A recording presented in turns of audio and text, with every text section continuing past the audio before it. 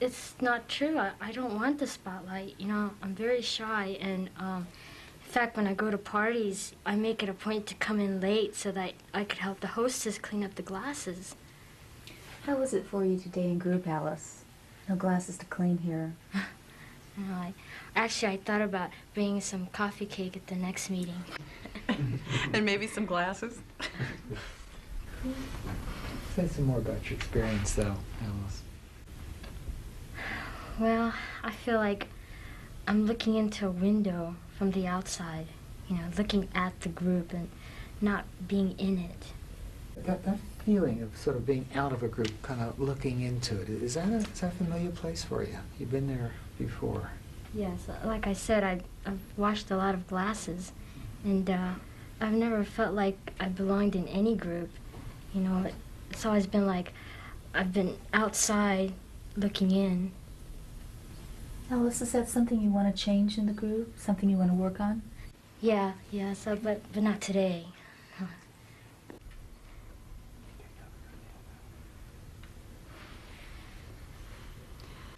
I was a little concerned about Kathy and how quiet you've been today. Well, I don't want to offend anyone, but I have to be truthful. I was a little bit put out by the men in the group, especially you two guys. Which two? Bob and Alan, always being so competitive with one another. I know what you mean. I mean, it's like you guys are trying to be top dog or something. Oh, I don't know where you're coming from, that Darlene. It is Darlene. I used to be challenging. I'm not that way now. In fact, before the meeting, I spoke with Irv and Joan, and they told me that I would be probably getting a lot of support from this group, and I was shocked because I'm used to struggle, not support. So that made me realize that point, that I'm much more used to struggle, but I'm not now. I don't feel the struggle today. Besides, I think I'm just asking questions that need to be asked. Well, I don't know about anybody else, but I feel competition in here. I don't feel safe. What do you feel about the feedback you're getting from Darlene and from Kathy?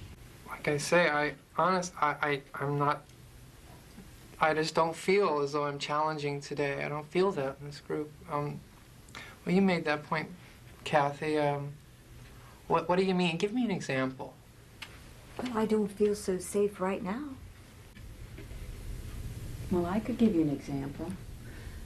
Earlier on in this session, when Joan commented that Alan was sensitive to Alice's needs because he took the focus off her, well, you jumped right in there and said you didn't agree and he was wrong and that he should have given her more time.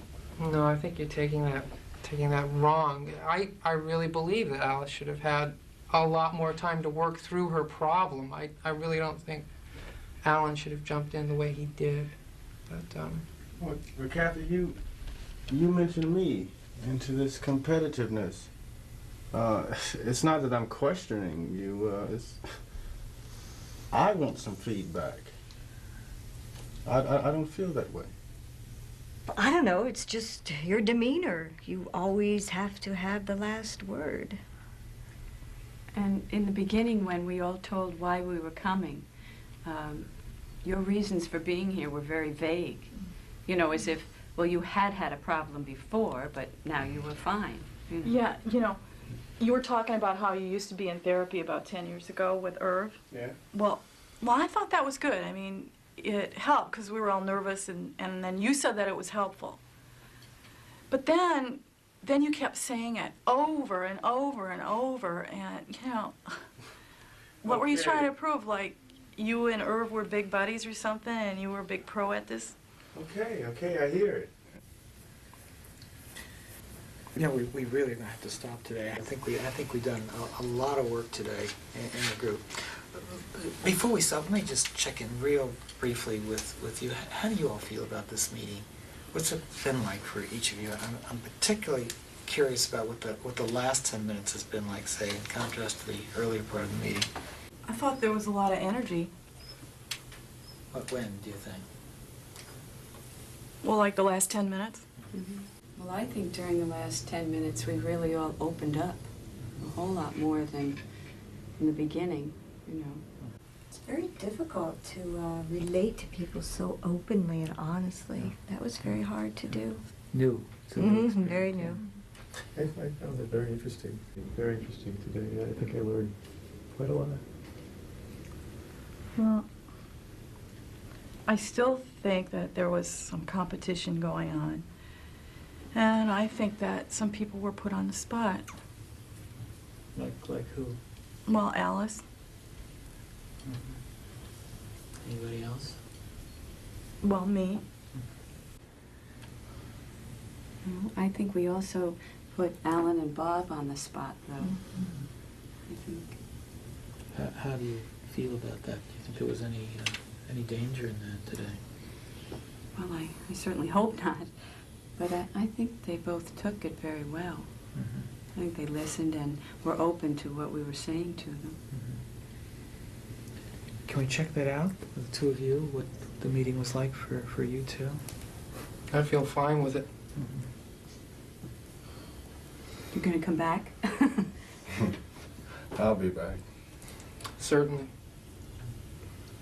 You know, I'm aware that one of the things that we did too in the meeting is, even though we, offered the opportunity for people to speak, one of the things that we did also, and I think we ought to continue to do, is sort of let people have the right, in a sense, to say, well, that's enough for today, I've had enough. Because I think that happened earlier with you, Alice. You said, yeah, I want to work on this, but that's enough for today. And I think I saw the group honor that, so I thought that was great.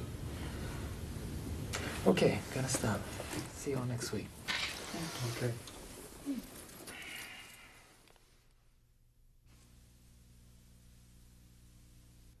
Now let's go back and take a look at what happened in this segment of the group. Before the first 60 or 70 minutes of the group, at the time that we tuned into it, the group had been having a fairly standard initial session. And what happens in initial sessions, what happened in this group, was that people had talked about why they'd come for therapy, talked about some of the major problems they had been having in life. Some of them talked about other therapy that they had had or other groups they had been into. A couple of people talked about how awkward it was to talk in front of a group. And then about that time, I made a major intervention. And in effect, I asked them to let's begin to take a look at how we feel towards one another in the here and now of this group.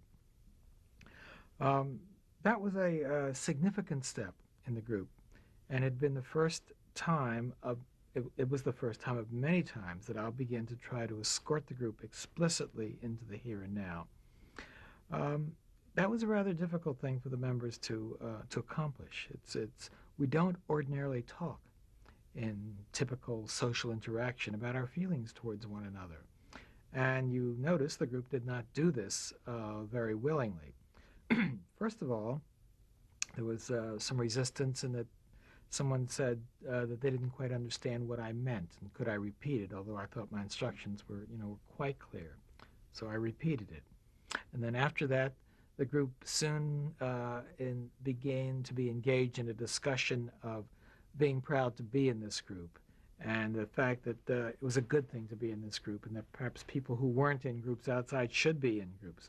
Well, ordinarily that's good material. It's material, anything that helps people be proud of the group they're in increases the cohesion of that group, makes the group work better. But in this instance, what was happening was still resistance, so I say it a third time.